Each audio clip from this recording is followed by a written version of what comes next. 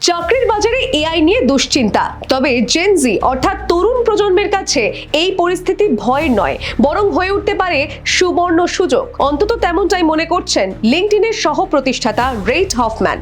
সম্প্রতি নিজের ইউটিউব চ্যানেলে এক ভিডিওতে হফম্যান বলেন, যদি তুমি তরুণ হও, চাকরির সন্ধানে থাকো আর এআই সম্পর্কে সচেতন হও, তবে জেনে রেখো সেটাই তোমার সবচেয়ে বড় অ্যাডভান্টেজ। তিনি জেন জিকে এআই প্রজন্ম হিসেবে তুলে ধরেন। তার মতে এই প্রজন্মই আগামীতে কর্মক্ষেত্রে দুনিয়ায় উজ্জ্বল তারকা হতে চলেছে। আর্টিফিশিয়াল ইন্টেলিজেন্স কি ভয়ঙ্কর ভবিষ্যৎ? আগামী 5 বছরে এআই অর্ধেক অফিসের প্রাথমিক স্তরের চাকরি মুছে দিতে পারে, বেকারত্ব পৌঁছতে পারে 20%। অধিকাংশ মানুষ বুঝতেই পারছে না কি ঘটতে চলেছে। এটা শুনতে অবিশ্বাস্য লাগলেও বাস্তব বেশ ভয়াবহ। মতান্তরে এআই নিশ্চিতভাবেই কাজের ধরন বদলাবে, কিন্তু তা আরো নতুন কর্মক্ষেত্র ও সুযোগ আনবে। কাজ বদলাবে কিন্তু হারাবে না। হফম্যান স্পষ্টভাবে জানান, এআই কিন্তু বন্ধু নয়, বরং সহযোগী হতে পারে।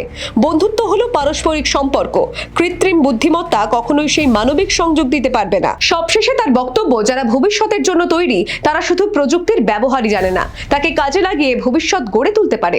Bureau report, the wall.